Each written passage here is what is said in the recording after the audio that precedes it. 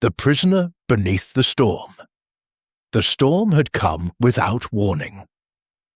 For hours, the Cornish coast had been battered by wind and sea, the cliffs groaning beneath the endless assault of water and thunder. Lightning split the sky like the anger of a god, revealing flashes of jagged rock and crashing waves that devoured whatever dared to float near shore. Captain Nathaniel Harrow stood at the edge of the cliffs, his coat whipped by the wind, rain soaking through the wool until it clung to his shoulders like a second skin. He'd returned to Ravenshade Manor that very evening after years of war, his ship decommissioned, his men scattered to other commands or graves. Home, they said. Yet the word tasted foreign to him, hollow. He had seen too much blood, too much senseless duty disguised as honour. Now, with the storm raging, he felt the same restless ache that had haunted him on endless nights at sea. The certainty that the world was never quite done taking. Through the roar of the gale, a sound cut through the darkness, a desperate cry, faint but human. Nathaniel froze. He turned toward the cliffs below, where the sea churned white. Another cry came, this one strangled by wind. There, through the spray, he glimpsed the shattered skeleton of a ship dashed upon the rocks. Its masts had snapped like matchsticks. Its hull was splintered open, spilling barrels and broken crates into the tide. Without hesitation, he began to descend the narrow, treacherous path that led down to the cove. Each step was a battle against mud and rain. The cliffside slicked beneath his boots, the wind tore at his balance, but the cry came again, closer now, raw with terror. He reached the beach as a wave surged up, drenching him to the waist. He staggered forward through debris, splintered wood, a torn sail, a half-drowned gull beating its wings futilely. Then he saw her. A woman tangled in a length of broken chain lay sprawled against the rocks. Her wrists were bound in iron cuffs, her dress soaked and shredded by the sea. She was barely conscious, her head turning weakly toward the sound of his boots.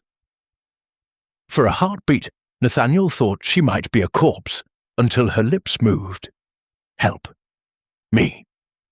He dropped to his knees beside her, hands steady despite the cold that had numbed his fingers. The chain was bolted to a shattered timber, part of the ship's hold by the look of it.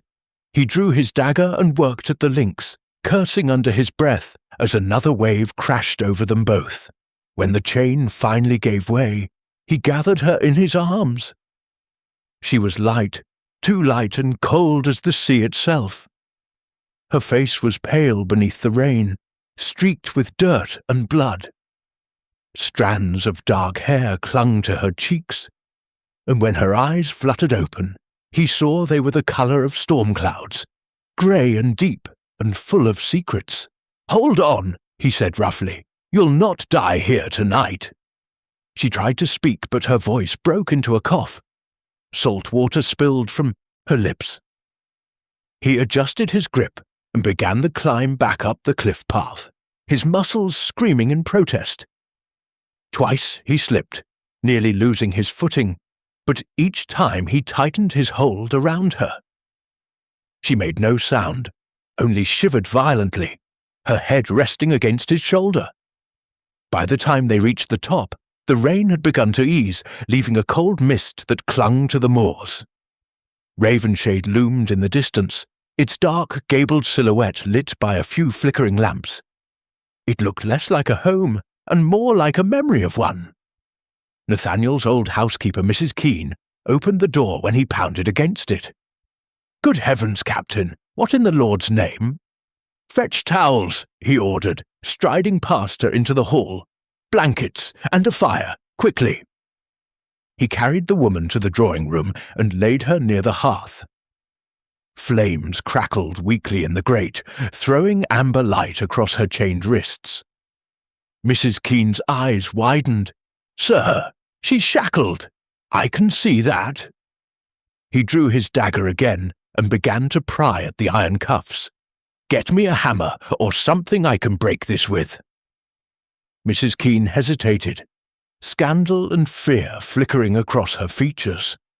"You don't even know who she is. What if she's dying?" he snapped. "That's all that matters for now." Mrs. Keene vanished toward the kitchen, muttering about devils and shipwrecks. Nathaniel turned back to the woman. She was awake now, her gaze fixed on him with an intensity that startled him. "Why?" Her voice was hoarse, raw. "Why help me?"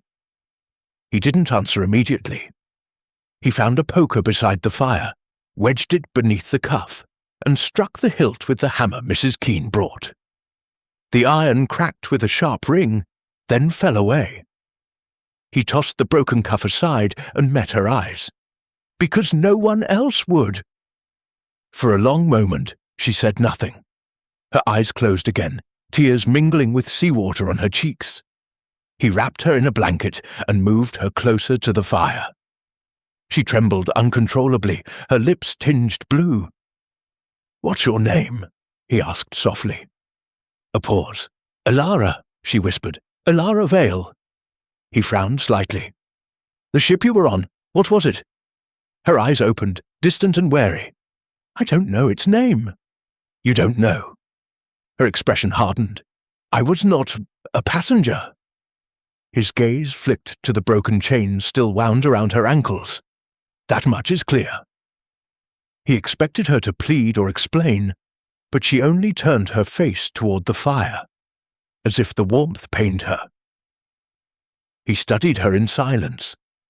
Despite her exhaustion, there was something refined in her bearing, an unmistakable poise that spoke of education, breeding.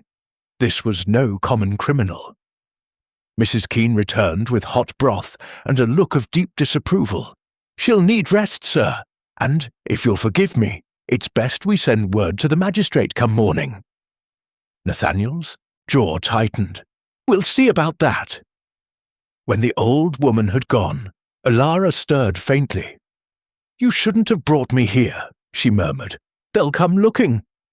"They?" She didn't answer. Her eyes were already closing, her breath slowing as exhaustion dragged her under. Nathaniel watched her until her trembling eased and her breathing deepened. Then he sat back, the crackle of the fire the only sound in the room. He should have felt anger, or at least curiosity. But instead, he felt something else entirely. A strange, disquieting protectiveness. It had been a long time since he'd looked upon another human being and wanted to fight for their survival. The storm broke by morning. The sea lay grey and glassy, the wreckage scattered like bones along the beach below. Nathaniel rode down at first light, accompanied by 2 of his grooms. They found bodies, 5 in total, all men, sailors by the look of them. None bore uniforms, though one had a pistol still strapped to his belt. "Cargo ship, maybe," said one groom, crossing himself. "Smugglers." "Or prisoners," Nathaniel murmured, eyeing the chain fragments among the wreckage. He ordered the men to bury the dead in the dunes and say nothing of the woman he'd found. The fewer questions asked, the better for now. When he returned to Ravenshade, Alara was awake. She sat propped against the pillows in the guest chamber, her hair clean and loose around her shoulders, her wrists bandaged. Sunlight filtered through the tall windows, making her look less spectral than she had in the night. But her expression was wary, guarded. "You should rest," he said as he entered. "You nearly drowned." Her eyes followed him as he poured her a cup of tea. "Why are you doing this?" "Because it's what any man with decency would do." "I don't believe that," she said quietly. "Not any more." He handed her the cup. "Then perhaps I'm not any man." For a moment she almost smiled, but it vanished as quickly as it came. "You shouldn't get involved with me, Captain Harrow. My presence here will bring you trouble." "I've had trouble enough to last me a lifetime," he said dryly. "You can't frighten me with the promise of more." Something flickered in her eyes. Admiration, perhaps, or pity. She sipped the tea, her hands trembling slightly. He studied her again, searching for answers in the silence between them. "Ilara Vale," he repeated. "That's your true name?" She hesitated, then nodded once. "Why were you in chains?" Her lips parted, then pressed shut. "Because someone wanted me gone." "That's not an answer. It's all I can give." He leaned back in the chair beside her bed. "Then we'll leave it at that for now." The faintest shadow of surprise crossed her face, as though she'd expected interrogation, not patience. "Mrs. Keene will bring you more food later," he said, standing. "You'll stay here until you're strong enough to decide your next step." She looked at him sharply. "And if I decide to leave?" "Then you'll leave," he said simply. "I'm not your jailer." Her eyes lingered on his face for a long moment. "You should be," he frowned. "What?" "You found me in chains," she murmured. "You should have left me there." Nathaniel said nothing. He turned and walked to the door, but before leaving, he glanced back once more. She was staring into the fire again, her expression unreadable. That night, sleep refused to come. Nathaniel stood by his window, watching the fog roll across the moors. His mind would not quiet. Every instinct told him the woman was dangerous, not in the way of criminals or spies, but in a quieter, more insidious way. She had already found her way under his skin. He told himself it was only curiosity. Compassion, the habit of command, protecting those who could not protect themselves. But he knew better. Outside, the sea murmured against the cliffs, soft now, deceptively calm. Somewhere out there, the tide still shifted around the wreck of the ship that had brought Ilara Vale to his shore. And Nathaniel Harrow, a man who had seen too much death to believe in fate, found himself wondering whether the sea had returned her for a reason. The House of Secrets. The storm had passed, but Ravenshade Manor still seemed to hold its breath. By the second morning, a damp hush lingered through the corridors, broken only by the distant tick of the hall clock and the low murmur of servants who moved with forced caution. The sea's fury had receded, leaving behind wreckage and whispers. On the cliffs below, the wrecked ship lay silent, its broken ribs jutting from the tide like bones of some ancient creature. Inside the manor, Captain Nathaniel Harrow sat before the dining-room hearth, with a cup of black coffee cooling untouched in his hand. The room around him was half-shadowed, the curtains still drawn against the pale winter sun. He had not slept. Every time he closed his eyes, he saw her, pale skin against the storm, wrists bruised by chains, eyes that dared him to walk away. He should have reported her. That much was clear. By all rights, he should have ridden to the magistrate the moment the storm calmed. Yet something in her silence, its careful wait, its fear, had stayed his hand. And then there was the look in her eyes. Not guilt, not deceit, but exhaustion. The kind that only comes from being hunted. Mrs. Keene appeared in the doorway, hands wringing at her apron. "Begging your pardon, sir," she began hesitantly. "The young lady's awake again, asking to speak with you." Nathaniel set down his cup. "She's in the blue room still." "Yes, sir. Though if you'll take my advice, we'd move her to the east wing. Fewer eyes from the staff. Word travels fast in this house." He gave a small, humourless smile. "I'd forgotten that gossip is our family's oldest heirloom." Mrs. Keene's expression softened. "You've been gone too long, Captain. People notice when a man returns from war with ghosts in his eyes, and a woman in chains in his parlour. Her words were bold but honest. Nathaniel inclined his head. "You've my thanks for your discretion, Mrs. Keene.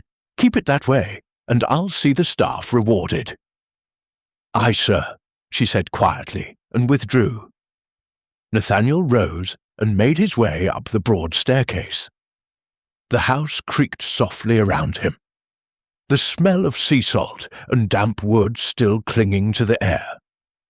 Ravenshade had been built by his grandfather, a stern man who believed comfort weakened character. The result was a house of stone and shadow, with narrow halls, high ceilings, and fireplaces that never quite warmed the rooms. It suited Nathaniel well enough. Solitude had long since become his closest companion. He found Alara Vale seated by the window in the blue chamber, wrapped in a wool shawl. Morning light pooled around her like silver. Her hair, still damp, tumbled down her back, and her fingers toyed absently with the edge of the shawl, as though she didn't quite believe she was safe here. "You should be resting," Nathaniel said. "I've done nothing else for 2 days," she replied softly. "It's difficult to sleep when you're waiting for the sound of boots at the door." He crossed to the hearth, where a small fire burned low. "No one's coming for you here." "That's not true," she murmured, gazing out the window. "Someone always comes." Nathaniel studied her for a long moment. "You said the ship went down in the storm. You don't know its name. Do you know whose command it was under?" She hesitated. "I know the man who ordered me aboard it." "And who was that?" Her lips pressed together. "A man who believes the world bends to his will." He gave a quiet snort. "I've known many like him." "Then you know how dangerous they can be." She turned to meet his gaze, and for the first time he saw something beyond fear. Defiance. A will unbroken, even after everything she'd endured. It startled him. "I can protect you," he said, before he'd even realized that the words had left his mouth. Her brow furrowed. "You don't know what you're offering." "I know enough." "No," she whispered, shaking her head. "You don't. You think I'm some lost traveller, some poor soul swept out to sea, but the truth is, if they find me, they'll kill anyone who shelters me. Then I suppose I'll have to make it difficult for them." She stared at him, caught between disbelief and something that looked like gratitude. "You're a fool, Captain Harrow. I've been called worse." A faint smile ghosted across her lips, but it didn't reach her eyes. "You remind me of someone I once knew. A man who thought honor could save him. And did it?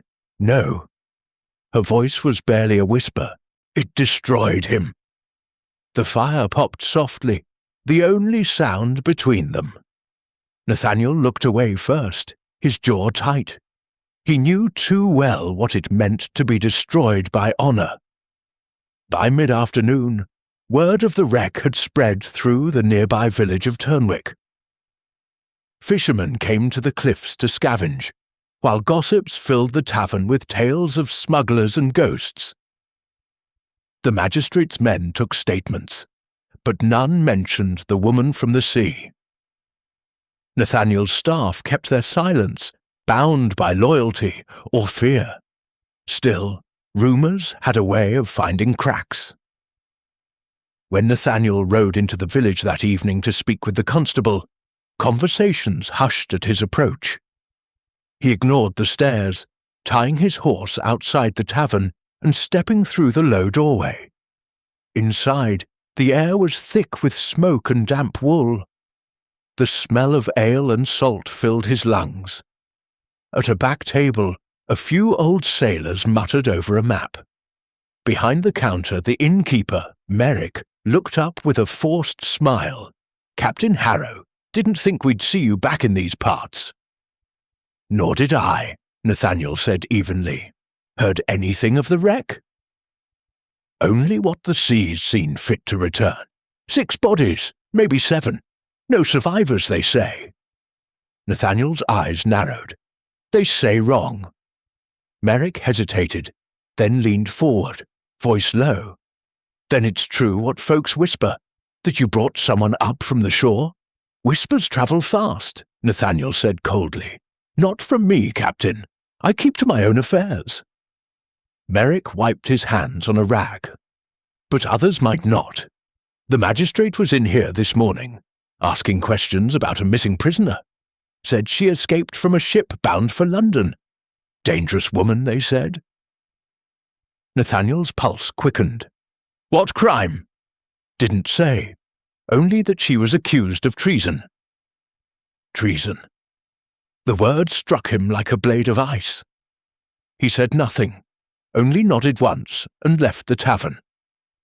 The wind had picked up again, moaning through the thatched roofs. He mounted his horse and rode hard back toward Ravenshade, the sea glinting like steel beyond the moors. Elara was standing by the fireplace when he entered her room, her shawl slipping from one shoulder. She looked startled at his sudden appearance, but not afraid, almost as if she'd been expecting him. "You've heard something," she said quietly. "You could have told me," he replied, "that you were accused of treason." Her face went pale. "So they've named me already." "They're searching for a prisoner who escaped a ship bound for London.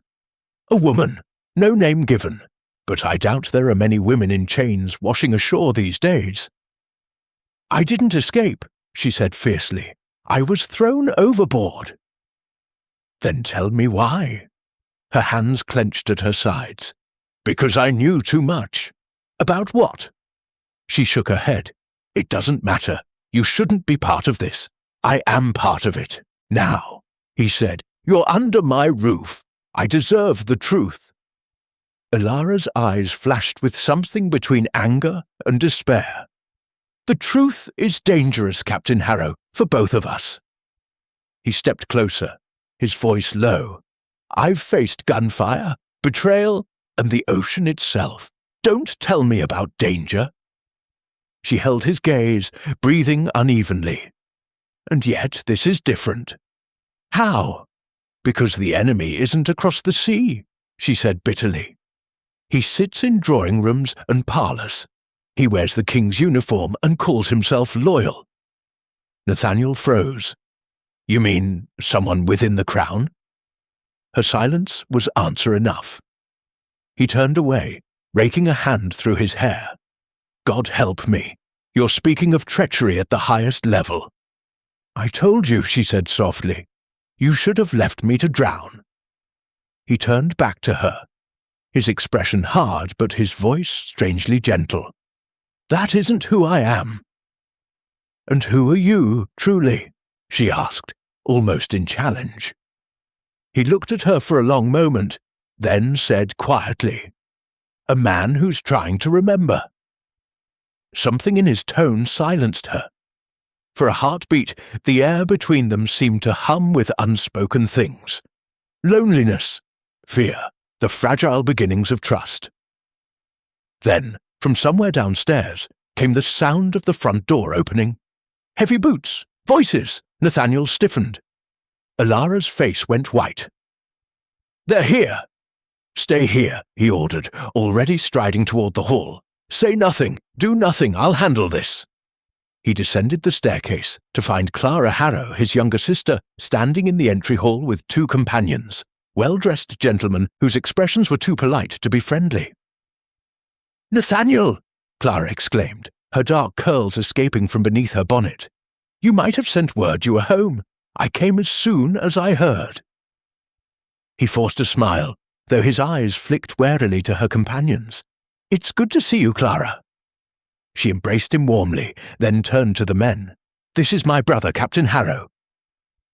"Nathaniel, may I present Mr. Fletcher, aide to the magistrate of Turnwick, and Mr. Cole, his clerk?"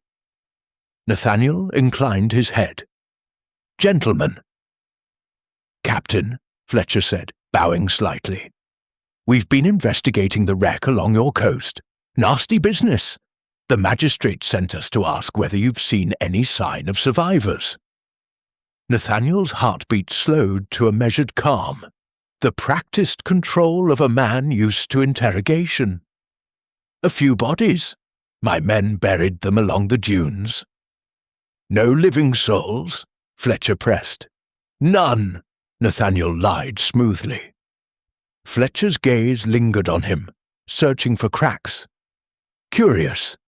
There were reports of footprints leading from the cove to the cliffs, smaller than a man's. "Then perhaps a fisherman's wife went looking before the storm cleared," Nathaniel said evenly. "You know how rumour runs faster than truth." Fletcher smiled thinly. "Indeed. Still, if you happen upon anything unusual, a trunk, a document, or a survivor, you'll send word." "Of course." The men left soon after, with polite bows and false gratitude. Clara lingered, watching her brother with narrowed eyes. "You're hiding something," she said quietly when they were alone. Nathaniel's jaw flexed. "You've a fine imagination." "I know that look, Nathaniel. You wore it before Father's funeral, before you shipped off to war, when you were about to do something reckless." He exhaled slowly. "Let it be, Clara. Who is she?" she asked bluntly. He froze. "What did you say?" "I saw the boots outside the blue room, and Mrs. Keene looked fit to burst keeping secrets. Who is she, Nathaniel?" He met her gaze. "Someone who needs help. Or someone who will ruin you." "Perhaps both." Clara's voice softened. "You can't save everyone, brother." He looked toward the staircase, where faint light glowed beneath the door of the blue room. "No," he said quietly, "but I can try to save one." That night, the manor seemed alive with whispers. The sea's distant murmur, the creak of beams, the restless sigh of wind through the windows. Nathaniel couldn't sleep. Neither, it seemed, could Ilara. He found her in the library, standing before the tall shelves in her nightgown, fingers tracing the spines of the books.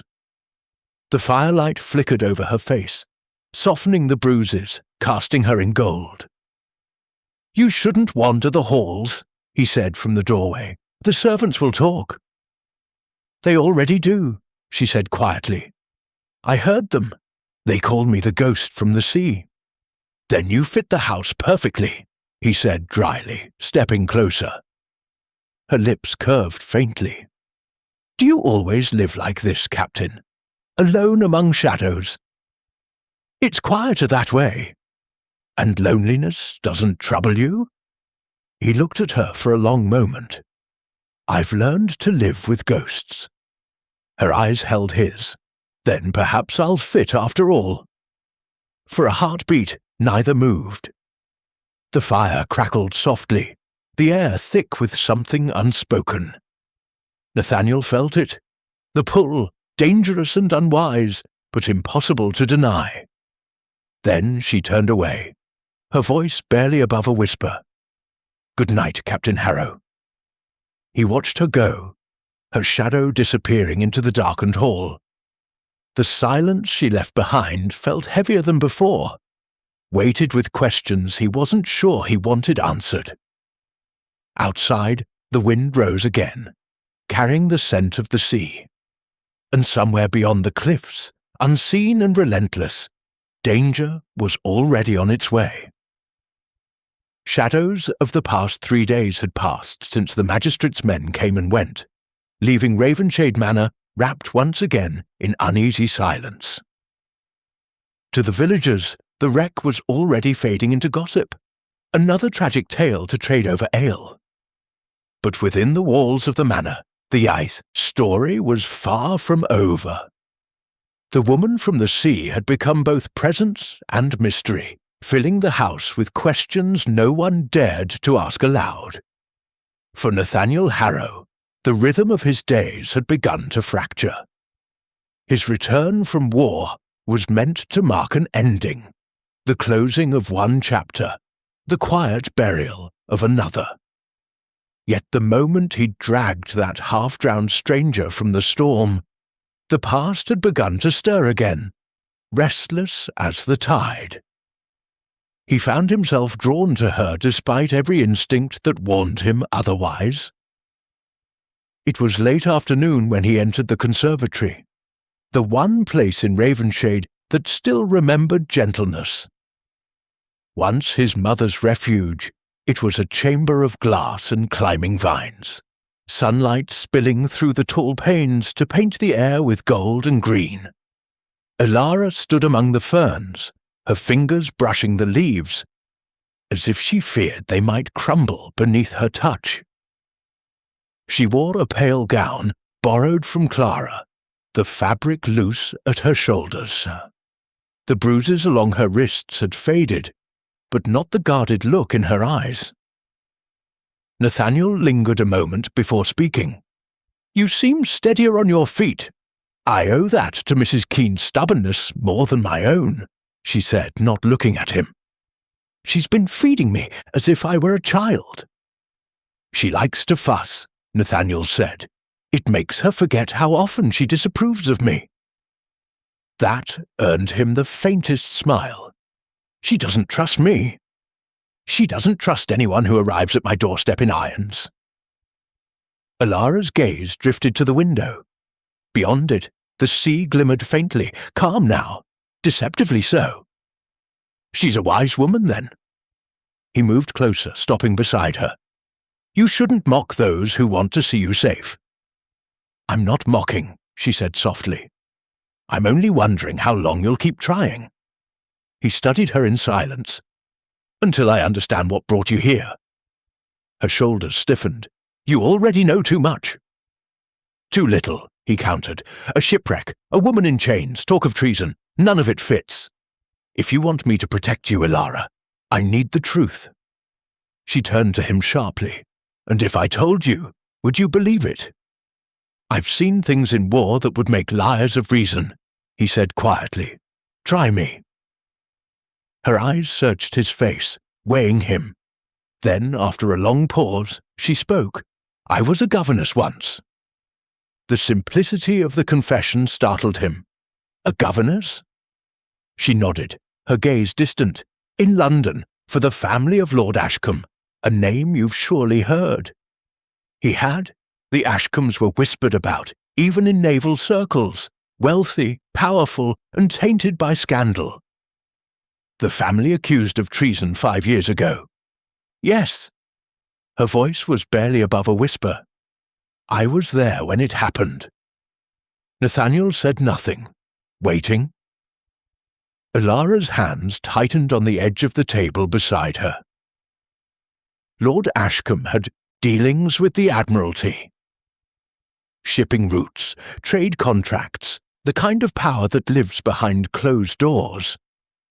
But there were papers, letters that suggested something darker. Smuggling, bribery, the sale of naval secrets. I found them by accident, hidden among the children's lessons. I thought he would thank me for bringing them to his attention. She swallowed hard. Instead, he had me taken away. Nathaniel frowned. Taken where? To a prison ship anchored in the estuary.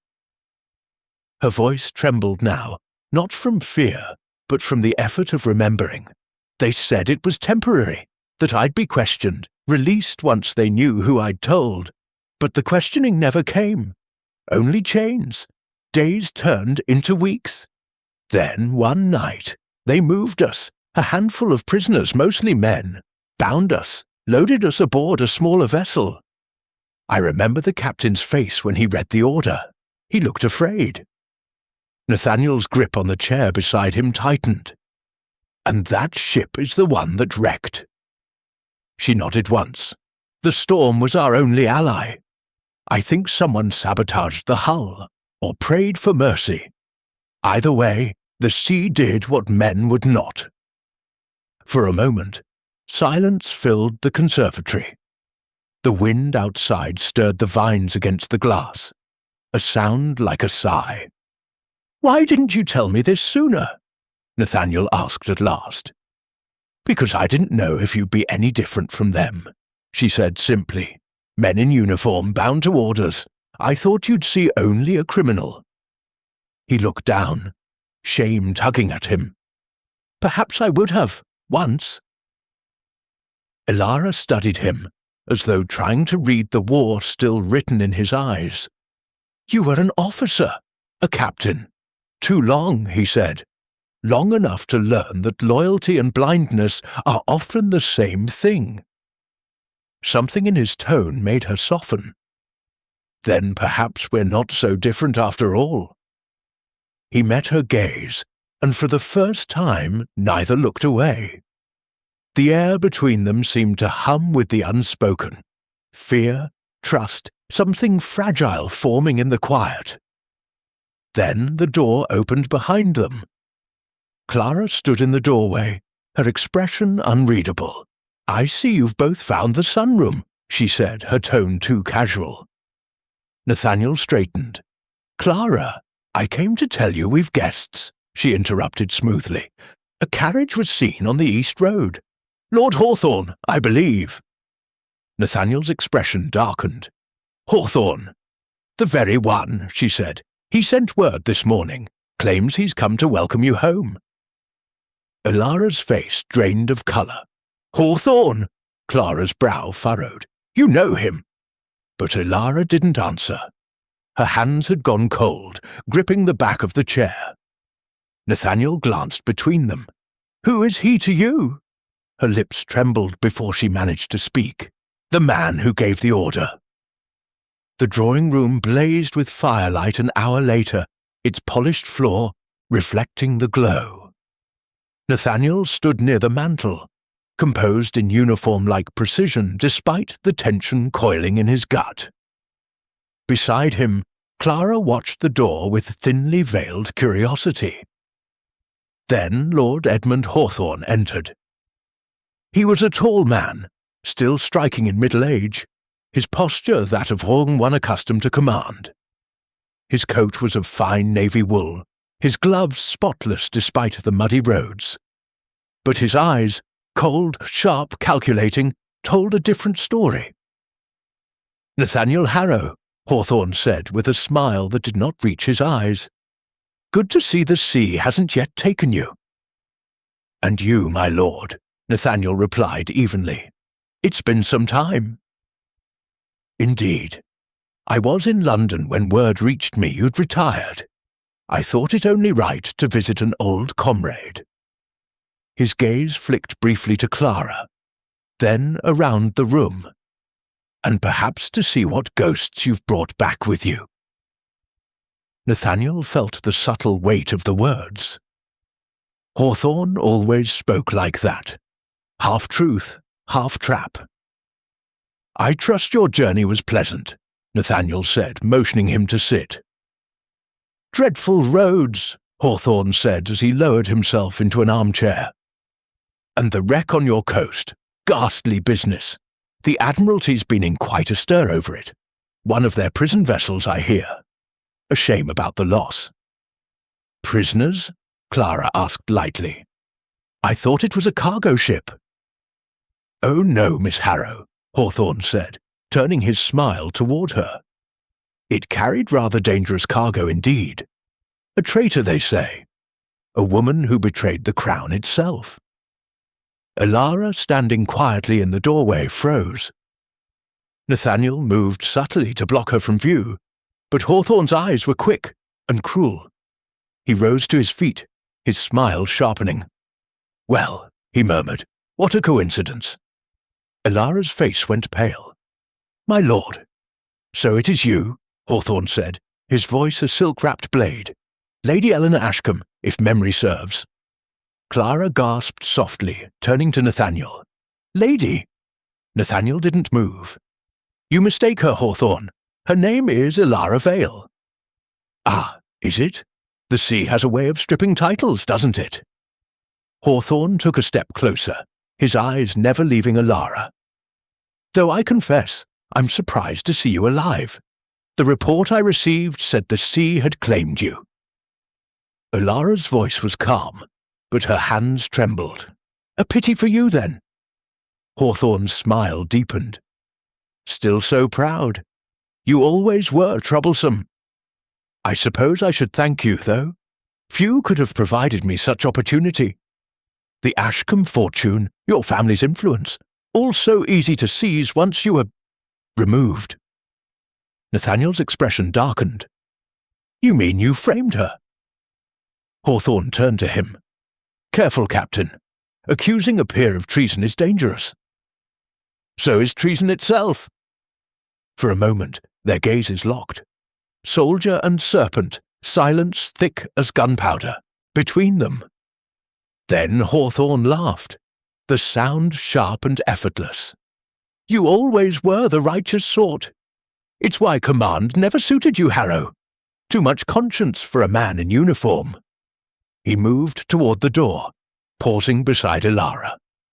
His voice dropped to a whisper meant only for her. "Enjoy your sanctuary while it lasts. The crown doesn't forget its enemies." When he was gone, the room felt colder. Clara turned on them both, her voice shaking. "What in God's name have you brought into this house?" Elara took a step forward, her composure fraying. "Please, believe what you wish, but I am no traitor." "She's telling the truth," Nathaniel said. "You don't know that." "I know Hawthorne," he replied, "and I know guilt when I see it, his, not hers." Clara looked between them, torn between fear and loyalty. Finally, she shook her head. "You'll destroy yourself for her." "Perhaps," Nathaniel said quietly, "but I won't let her face him alone." Later that night, Nathaniel found Elara in the library again, standing before the fire, her face pale in the shifting light. The tension of the evening hung over her like smoke. "Why didn't you tell me?" he asked. "I didn't know he would come here," she said, her voice unsteady. "I thought the sea had hidden me." "He called you Lady Eleanor." She closed her eyes. "It was my name. Once, before he took everything." "Then you were never just a governess." "I was both," she said quietly. "A governess by necessity, a noblewoman by birth. My father's debts left me with little choice." But Hawthorne saw an opportunity, a young woman with access to his rival's household. "He courted me under the guise of friendship, promised help. I believed him.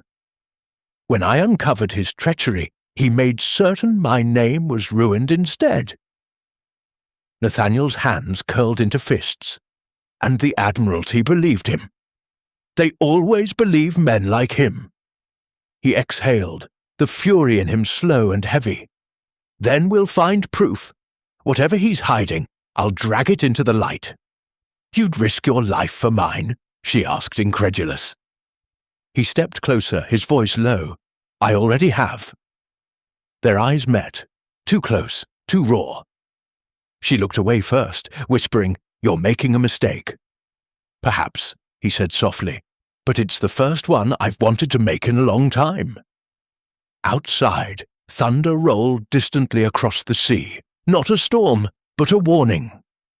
Inside Ravenshade, shadows lengthened.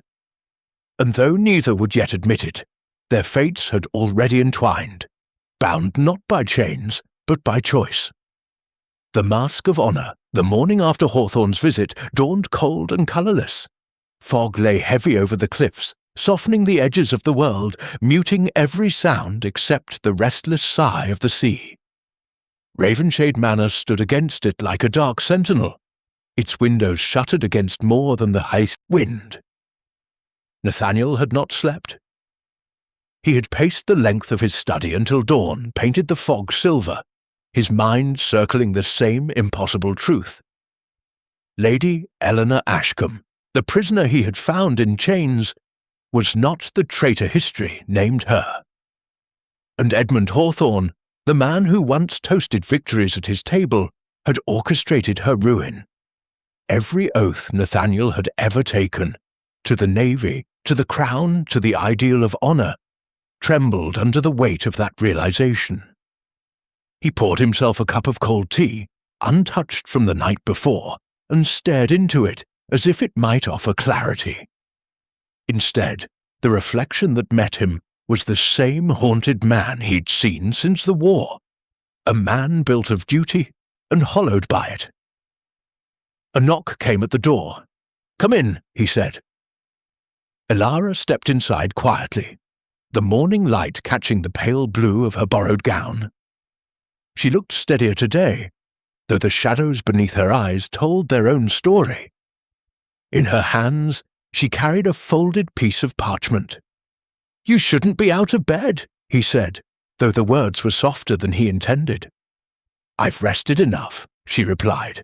"Besides, I couldn't sleep either." He nodded toward the paper. "What's that?"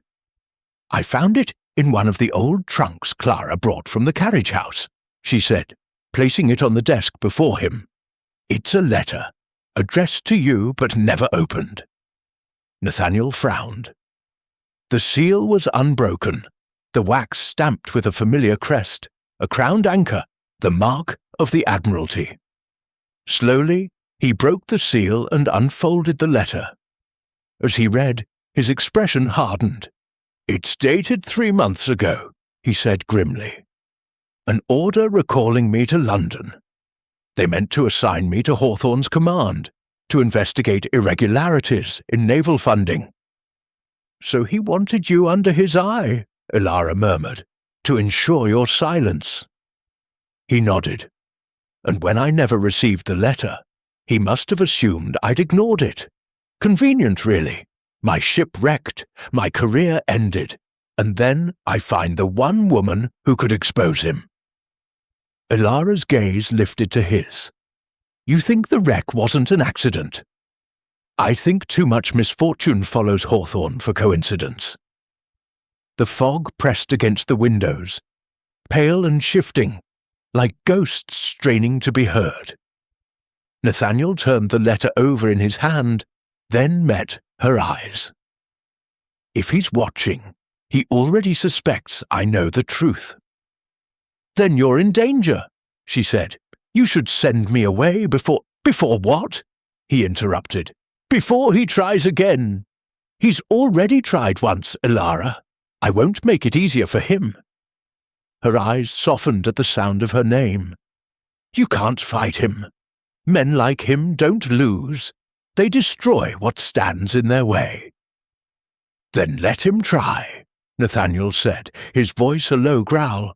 "He's forgotten I've nothing left to lose." Elara stepped, closer, lowering her voice. "Don't say that. You have more to lose than you think." For a heartbeat, neither moved.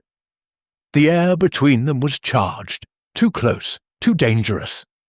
He could smell the faint salt of the sea in her hair, the warmth of her breath when she spoke. Then Clara's voice cut through the silence. "Captain Harrow," she said from the doorway, her expression tight. "A messenger's arrived. Lord Hawthorne requests your presence at his estate.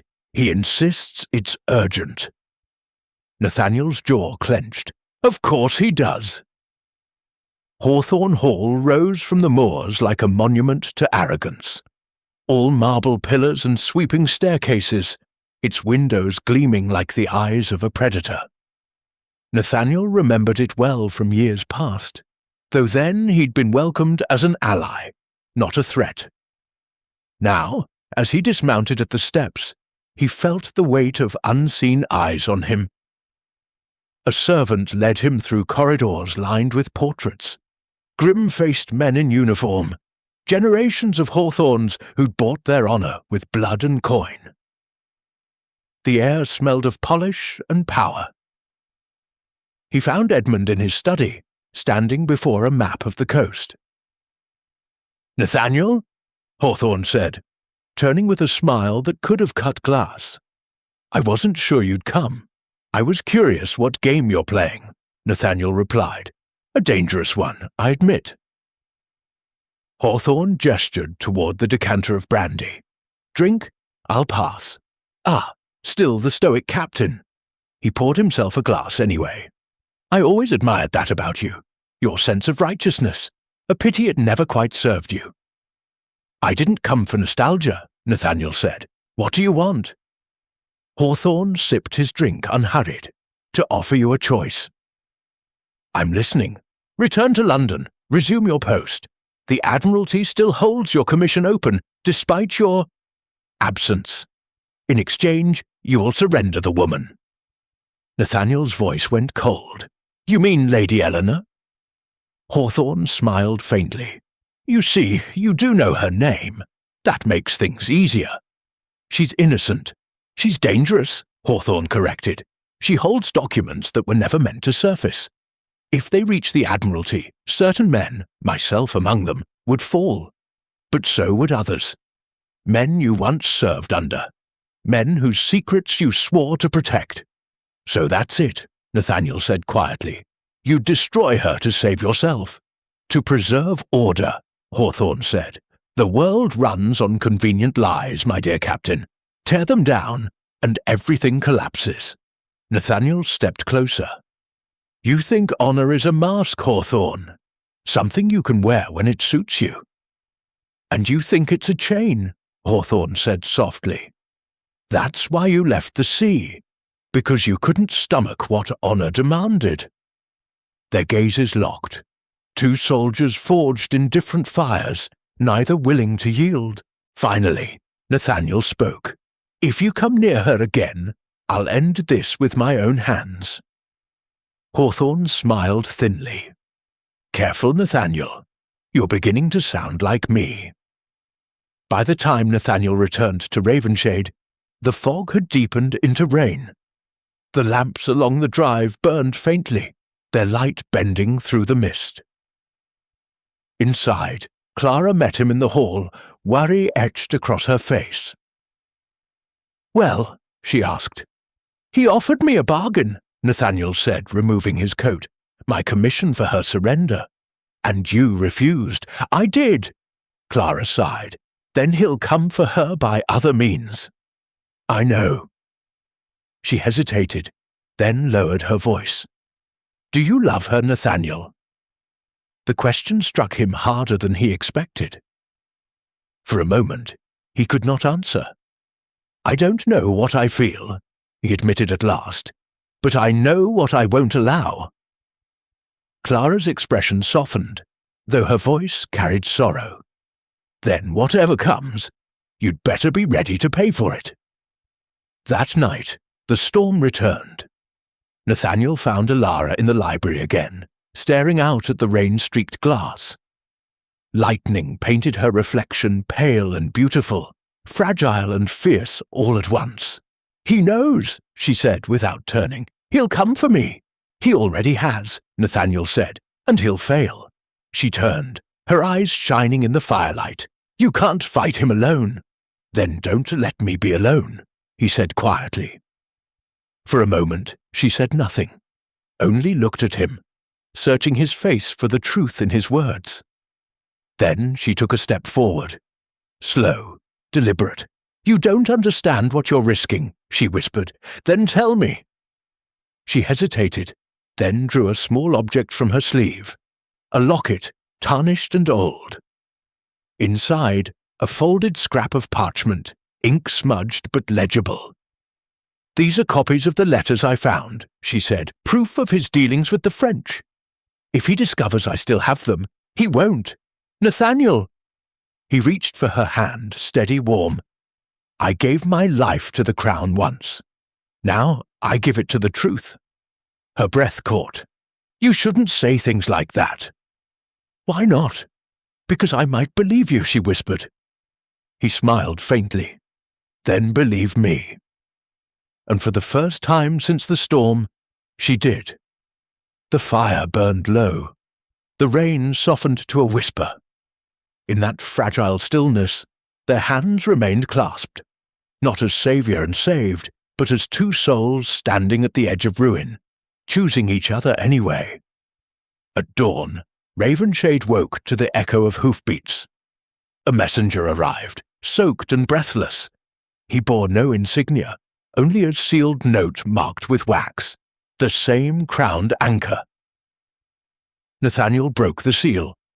By order of the Crown, Lady Eleanor Ashcombe is to be remanded into custody pending trial for treason. Failure to comply will be deemed an act of rebellion. He read it twice, then folded it, slowly. Elara stood behind him, pale and silent. So it begins. Nathaniel met her gaze. Then we'll end it our way. The rain outside had stopped. The fog was lifting, but not enough to see the storm that was coming. Chains of the heart. The dawn that broke over Ravenshade was pale and treacherous.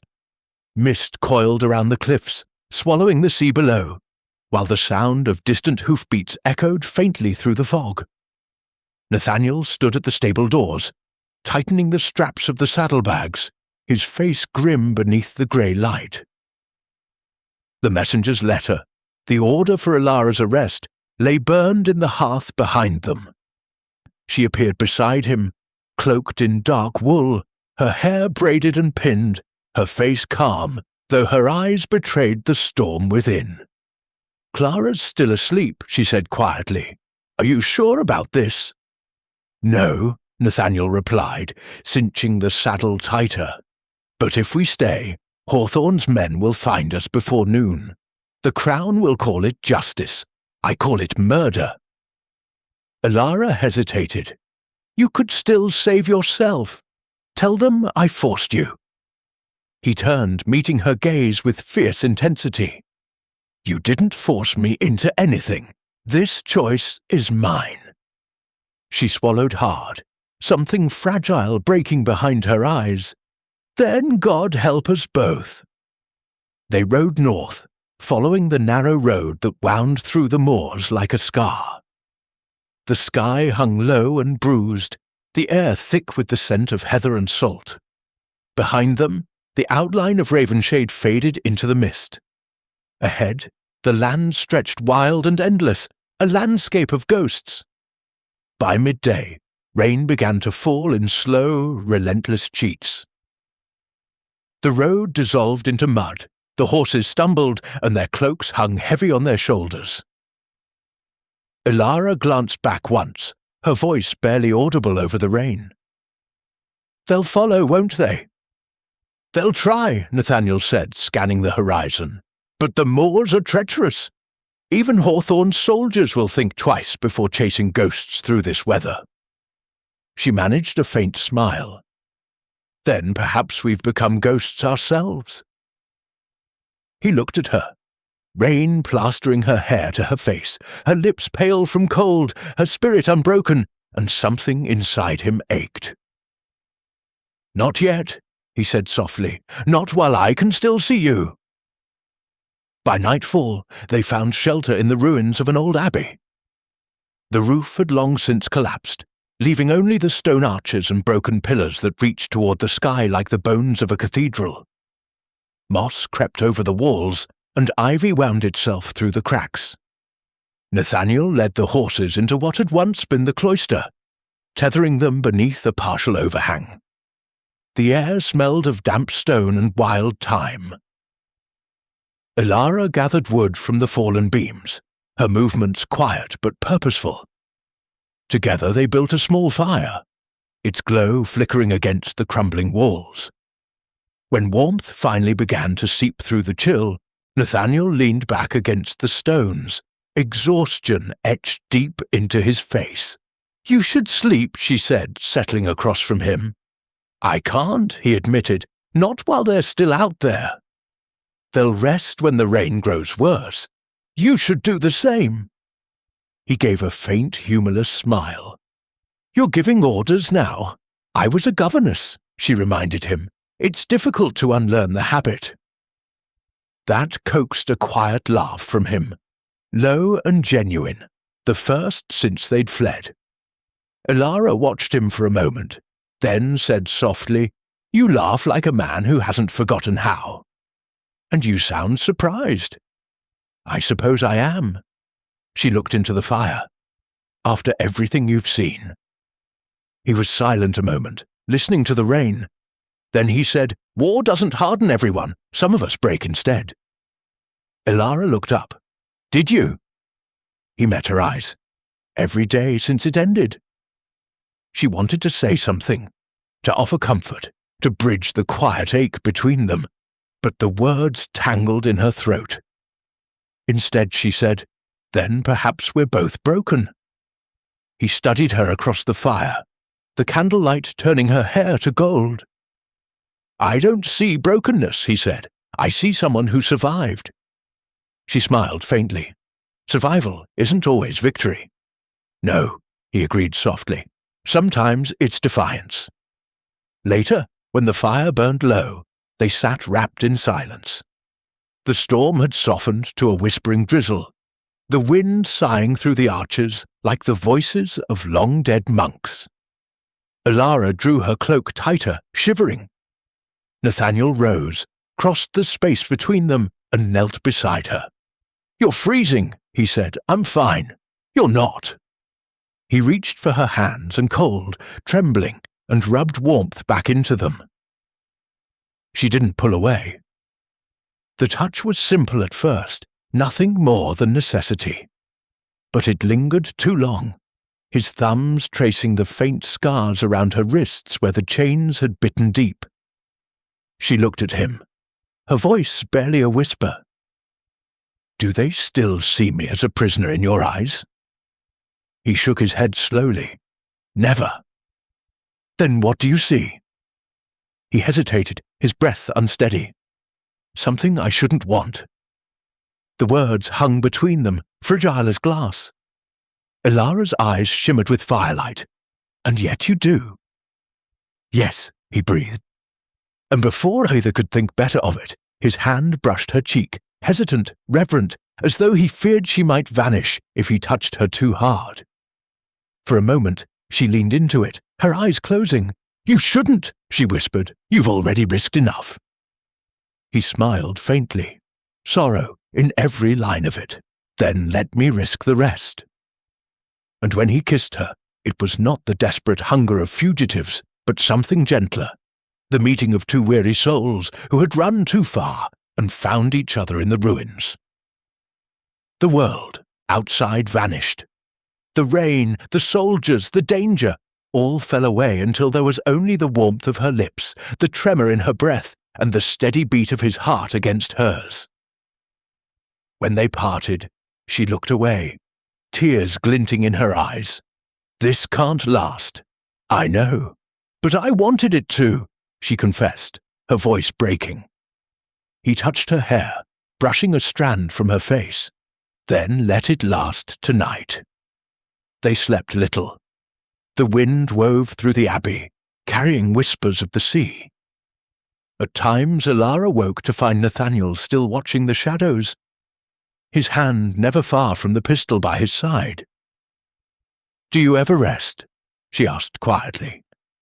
He smiled without looking at her. "Not since I found you." She sat up, pulling the blanket closer. "That's not something you should say to a fugitive." "You're not a fugitive," he said. "You're the only honest soul in this cursed tangle of lies." She shook her head. "If you keep believing that, you'll ruin yourself." He turned to her, his expression soft but resolute. "Maybe that's what redemption looks like for me." Her throat tightened. "You can't redeem the world, Nathaniel." "No," he said, "but I can save one person in it." She reached for his hand, trembling. "And if saving me destroys you, then it's a fair exchange." Silence stretched between them, tender, aching. The fire burned to embers, casting the faintest glow over their faces.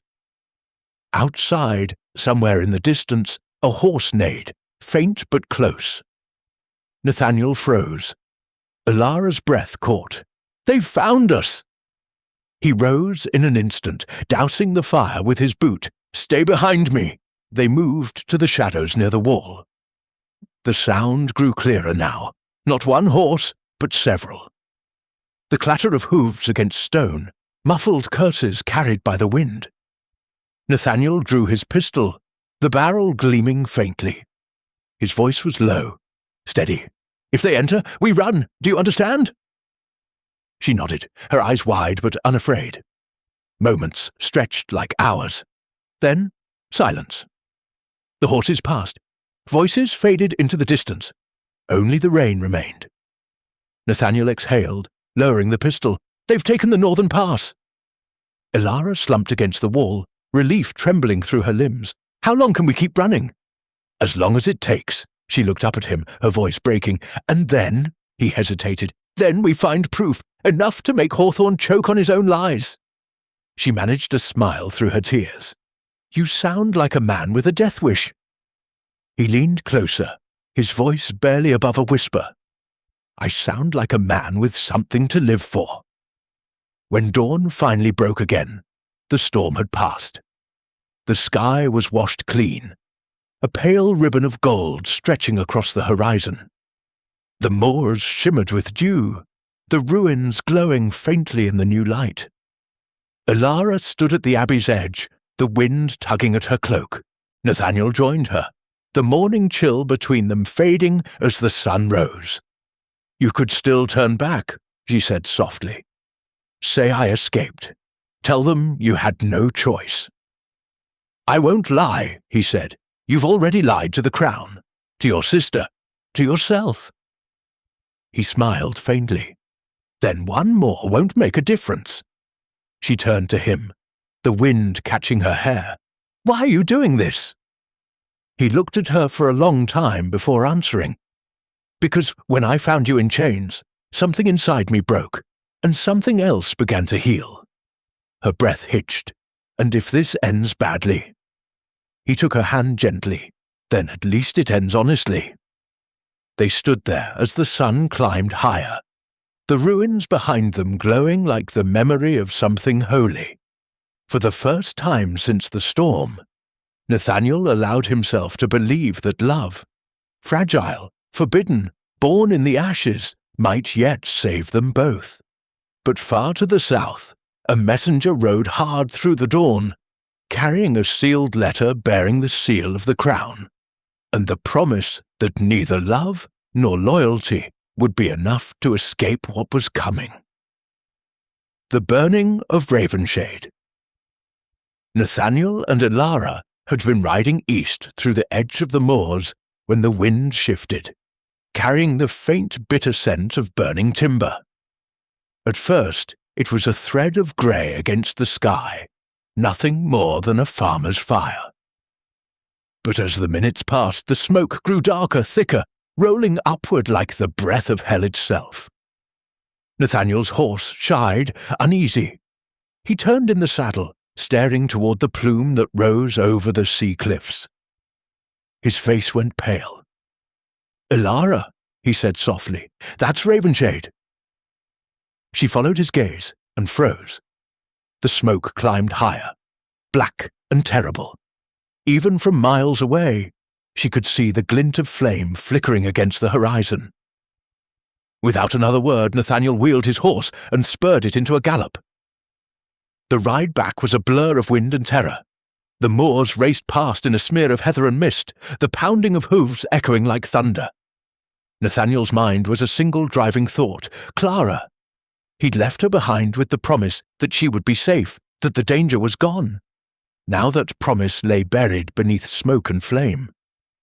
Elara rode close behind him, shouting over the wind, "It's a trap! He knows you'll come back!" "I don't care," Nathaniel called. "She's my sister." The words were torn from him, raw and desperate. By the time they reached the cliffs, the sun was low, bleeding red through the smoke. Ravenshade Manor burned like a pyre. Flames licked the windows, the roof collapsing in waves of heat and ash. The garden, once green and serene, was a field of cinders. Nathaniel dismounted before the horse had even stopped, stumbling toward the house through choking smoke. "Clara!" he shouted. "Clara!" Elara followed, coughing against the acrid air. The heat seared her lungs. Sparks drifted like dying stars through the haze. A figure emerged from the smoke, uniformed, armed, his face half hidden beneath a scarf. Behind him, others moved. Soldiers in Hawthorne's livery, surrounding the manor like carrion birds. Alara's stomach turned. "He's here!" Then she saw him. Lord Edmund Hawthorne stood at the edge of the blaze, calm amid chaos. His coat was immaculate despite the soot, his eyes cold and bright in the firelight. "Nathaniel," he called, voice cutting through the roar of the flames. "I was beginning to think you'd grown a conscience." Nathaniel stepped forward, gun drawn, his face smeared with ash. "Where is she?"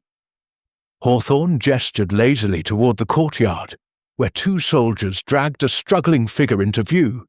Clara, her hands bound, her face streaked with soot. "Release her," Nathaniel said. "Oh, she's free to go," Hawthorne said with a smile. "Once you and I are finished." Alara moved closer to Nathaniel, whispering urgently, "It's what he wants. Don't give him what he came for." But Nathaniel didn't move. His eyes were locked on Clara. "Let her go," he said again, each word low and steady. Hawthorne tilted his head. "You always were predictable, Captain. Honor before reason, family before life. It's what makes men like you so very easy to destroy." Nathaniel raised his gun. "You first." The shot cracked through the courtyard, but Hawthorne was fast. He ducked behind a fallen beam, returning fire in the same breath. The bullet grazed Nathaniel's arm, blood blooming dark against his sleeve. Chaos erupted. Soldiers lunged forward. The blaze roared higher as the wind turned. Alara snatched a fallen pistol from the ground, firing wildly, the sound lost in the thunder of collapsing walls.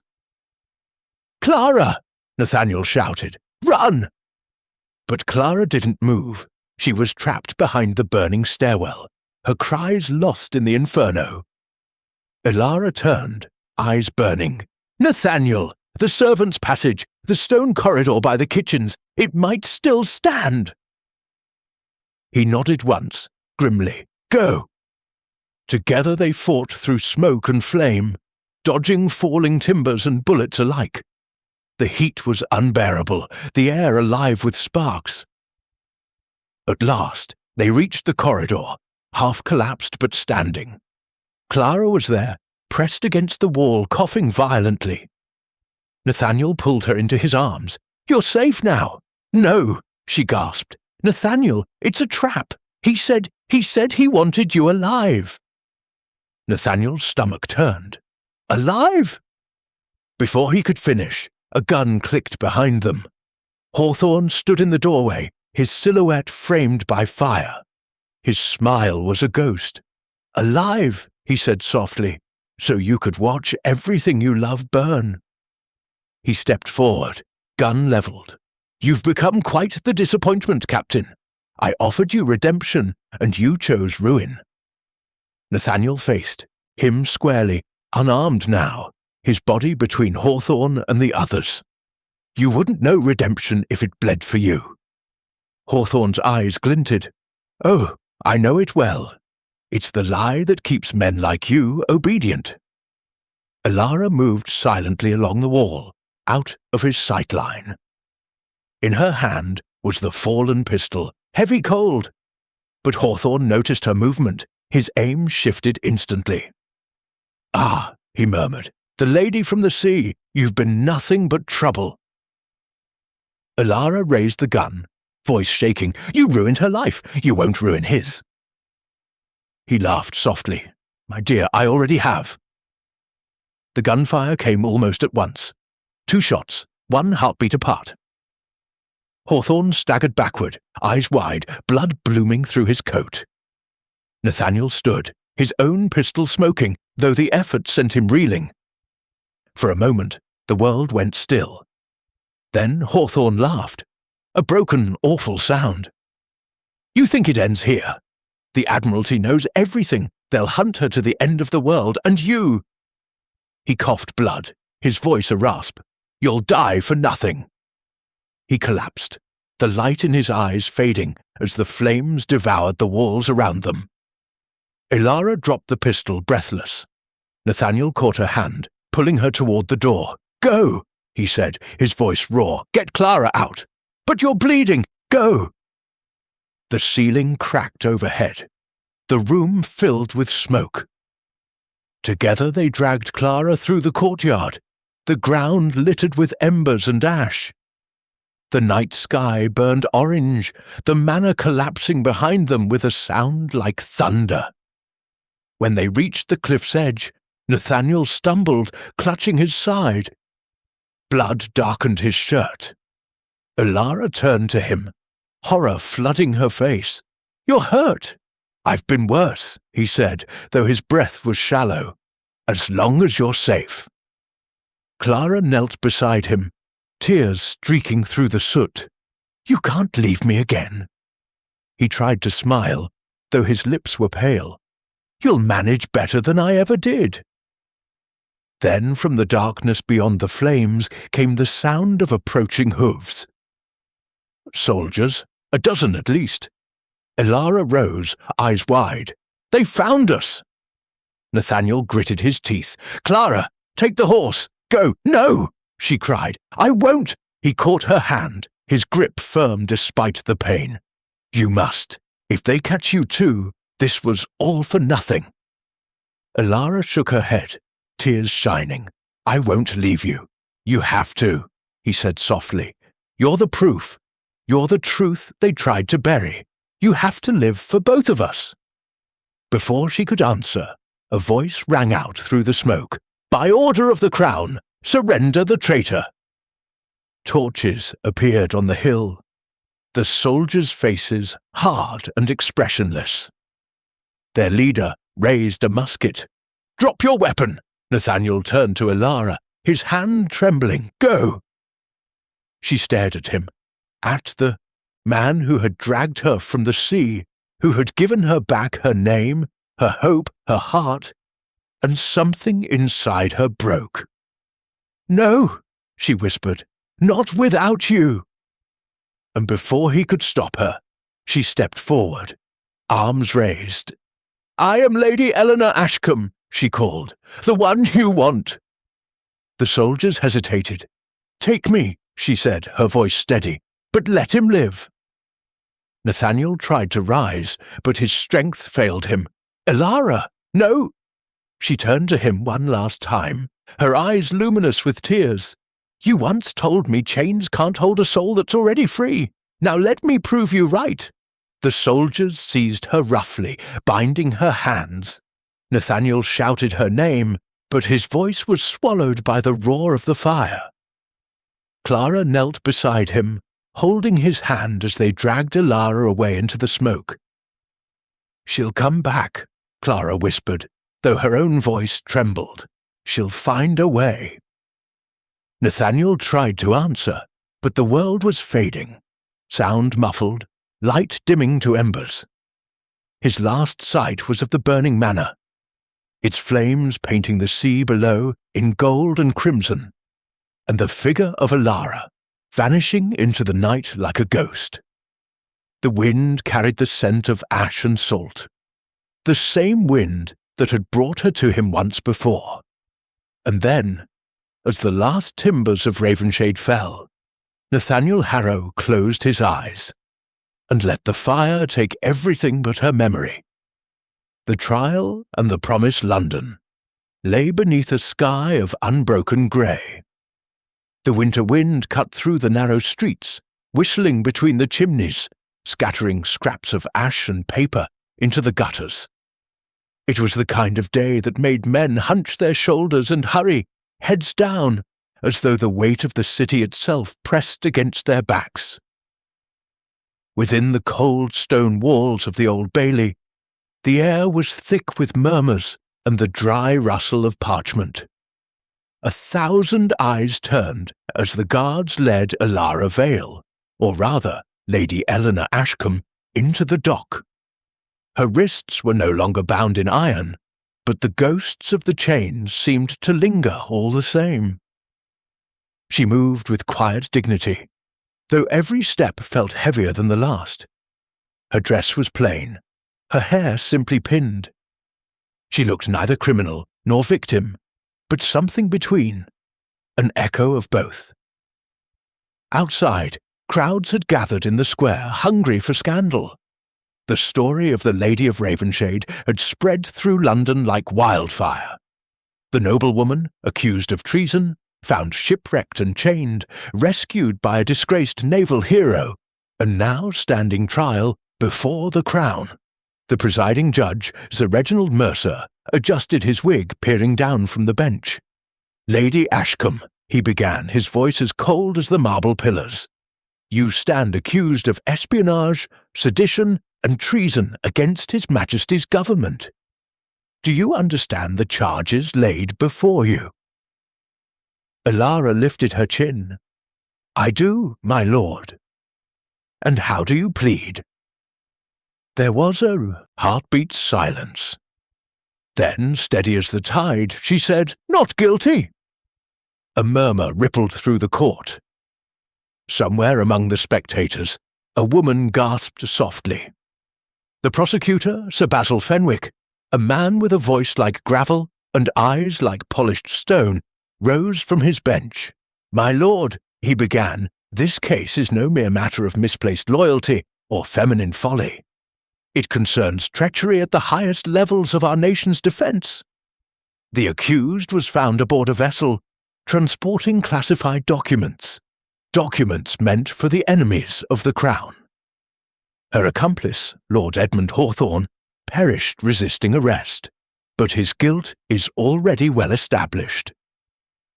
As for this woman," he turned sharply toward Elara, "we are told she was merely a victim, yet she was found in chains, not by captors, but by men under Hawthorne's employ. Why would a traitor bind another traitor?" The question hung in the air like smoke.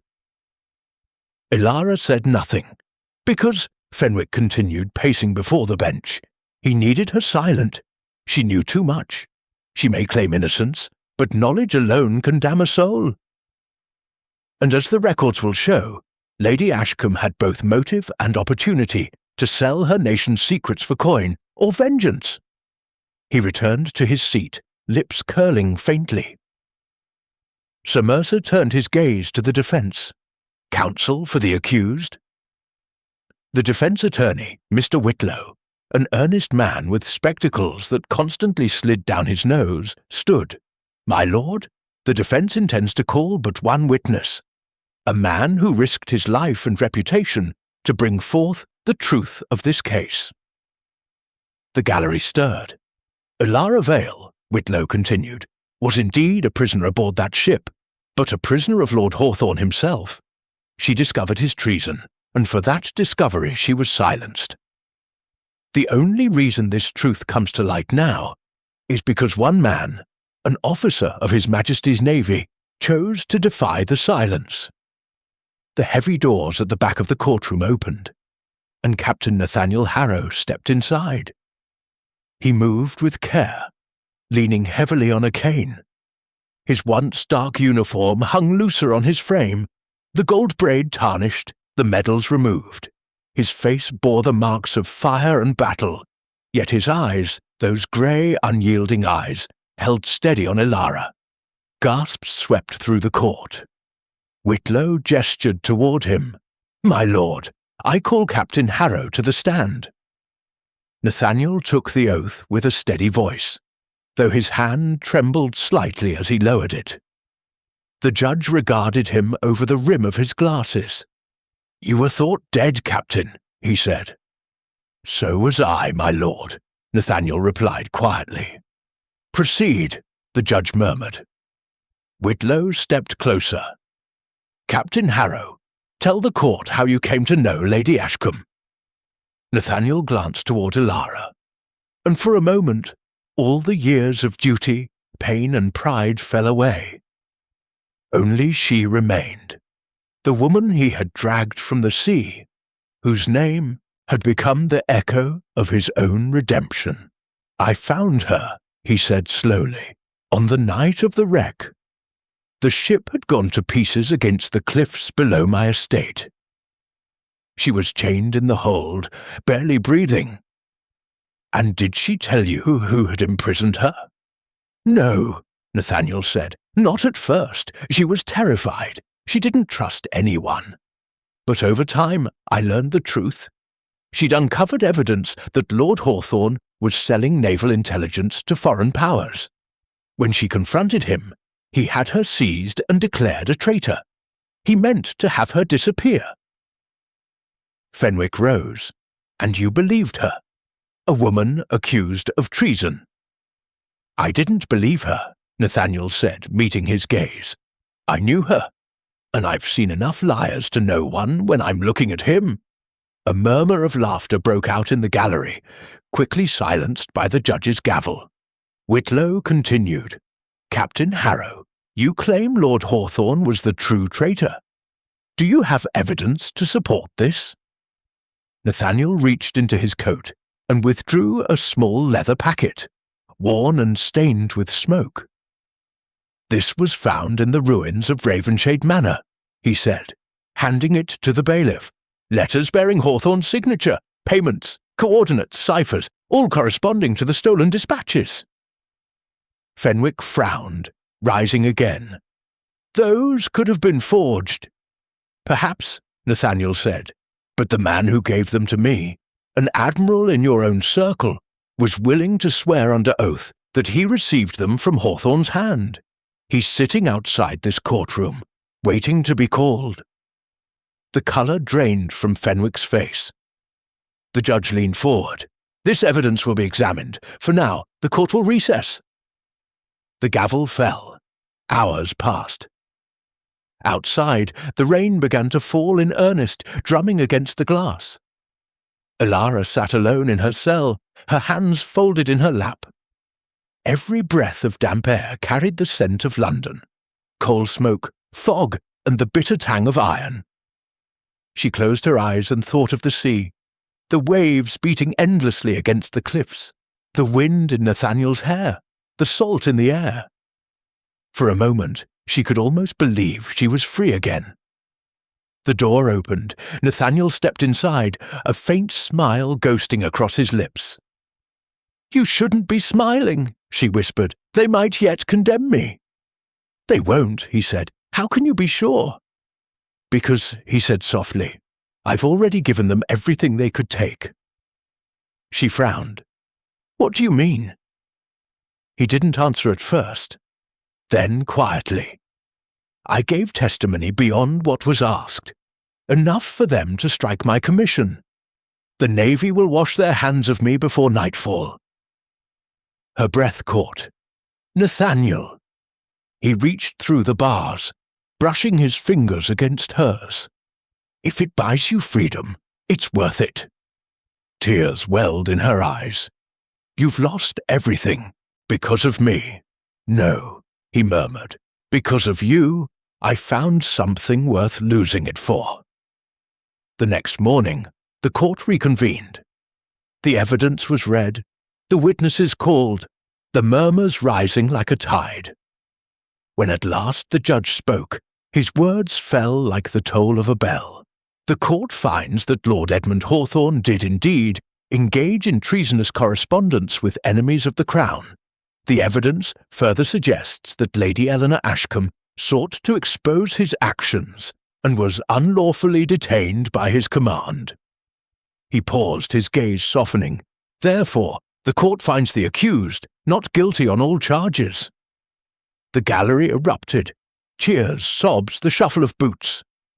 Alara sank to her knees, shaking, unable to breathe. Nathaniel closed his eyes, his hand pressed to his heart.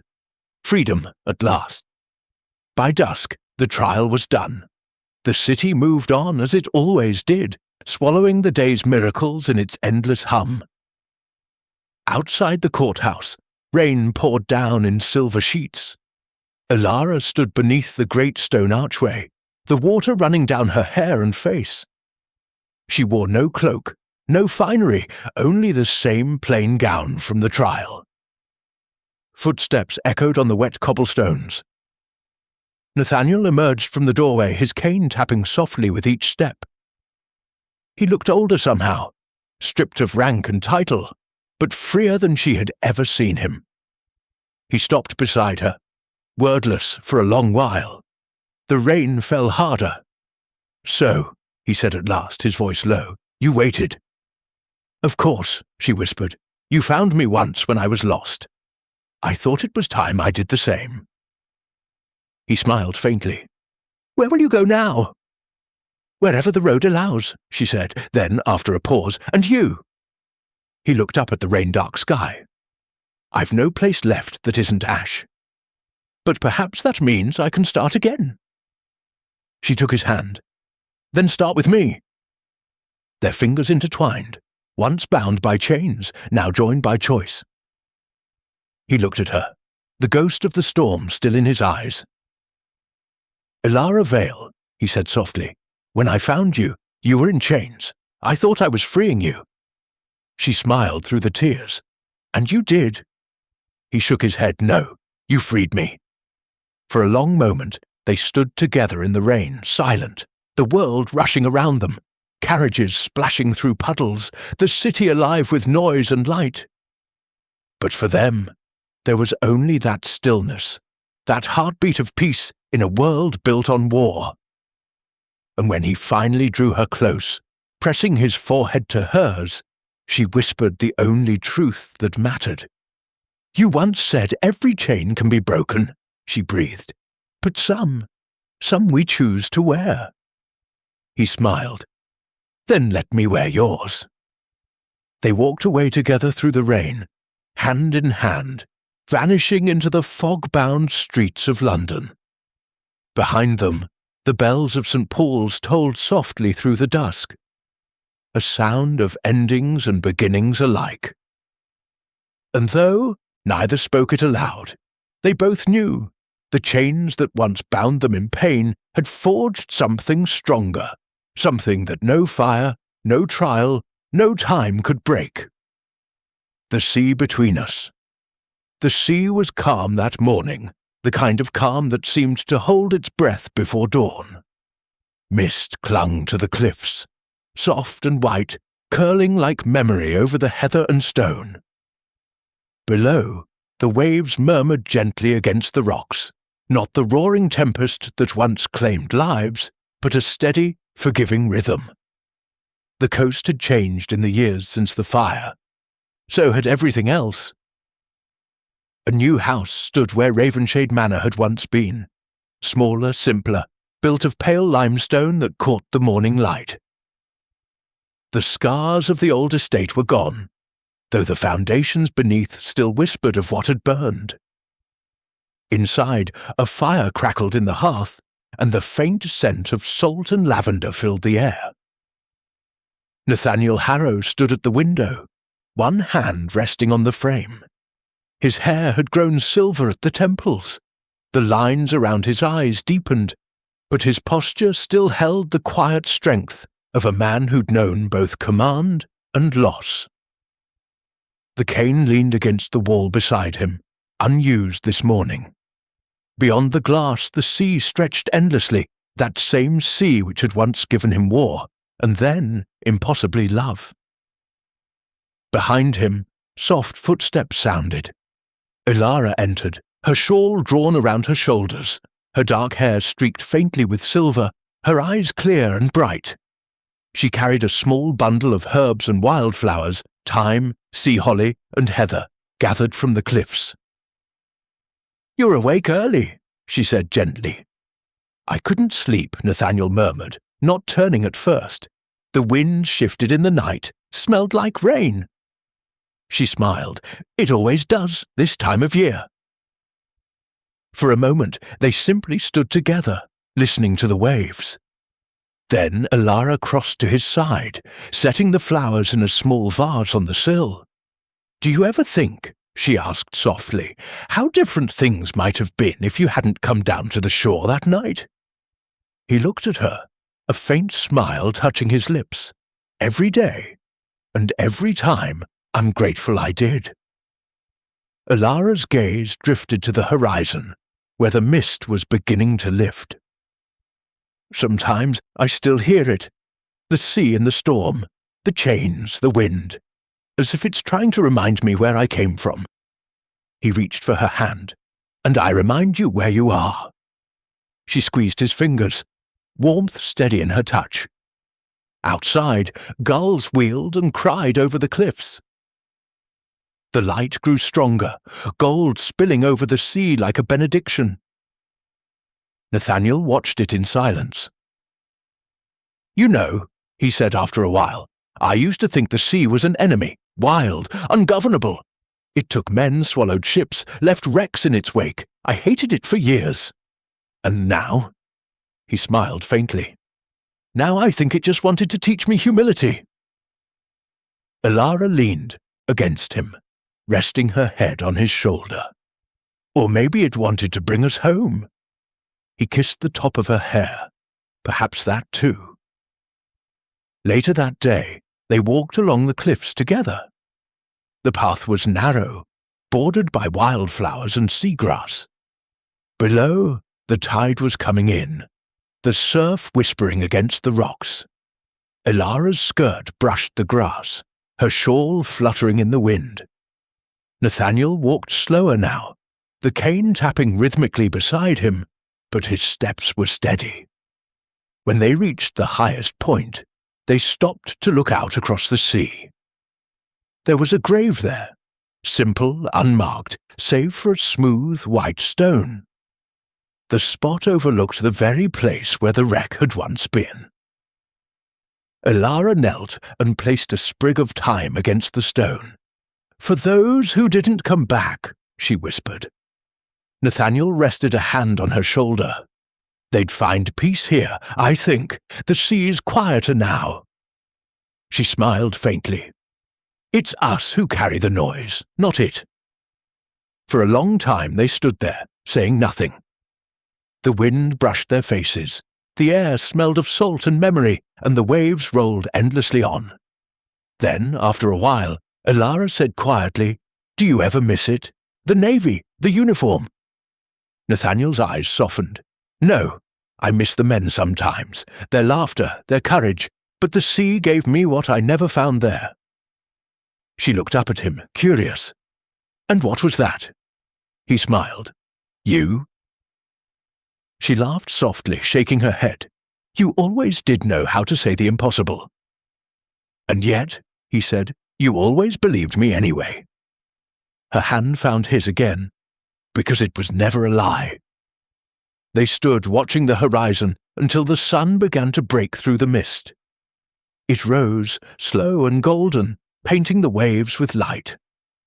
The sound of it, that vast, endless whisper of water against stone, was the same as the night he'd first heard her voice through the storm. And now it was gentle, forgiving, whole. That evening the house glowed with lamplight. Clara and her husband, Dr. James Coleridge, had come to visit from London, their young son darting through the halls with unrestrained laughter. Elara watched from the doorway as Nathaniel lifted the boy into his arms, pretending to let him steer a wooden toy ship across the tabletop. The boy giggled wildly as Nathaniel made the ship sail through invisible waves, complete with thunderous sound effects. Clara smiled from across the room. He'll have him dreaming of ships and storms before the night's through. Elara laughed softly. And he'll tell him that storms can be survived. When the boy had gone to bed and the house fell quiet again, Nathaniel joined her by the window. Outside, the moon rose silver over the sea. He slipped an arm around her waist. You never told me, he murmured, what you wish for these days. She turned her face toward the glass, watching the reflection of the waves. Peace, she said. Not the kind that hides from the world, but the kind that comes after surviving it. He smiled. You already have that. She looked up at him. Then perhaps I wish to keep it. He kissed her forehead gently. Then that's what we'll do. They stood in silence, the only sound the crackle of the fire and the faint murmur of the tide below. After a moment, Elara whispered, Do you ever wonder, Nathaniel, if we were meant to meet, or if it was just chance?" He thought for a moment, then said, "Chance brought us together. Choice kept us there." Her lips curved faintly. "Then I'll keep choosing you." He took her hand and pressed it to his chest. "And I, you, always." The night deepened, the wind softened, and the stars rose over the sea. In the stillness, Ravenshade slept, and down on the cliffs the tide washed gently against the rocks. The same sea that had once chained them in fear now bound them in memory, in love, in something eternal. Nathaniel had found her in chains once, on a night when everything seemed lost. And though the years had changed them both, had burned, scarred, and remade them, one truth remained unbroken. He had freed her from her prison, yes, but in doing so, he had bound his own heart, not in iron, but in devotion. And that neither time nor tide could ever undo.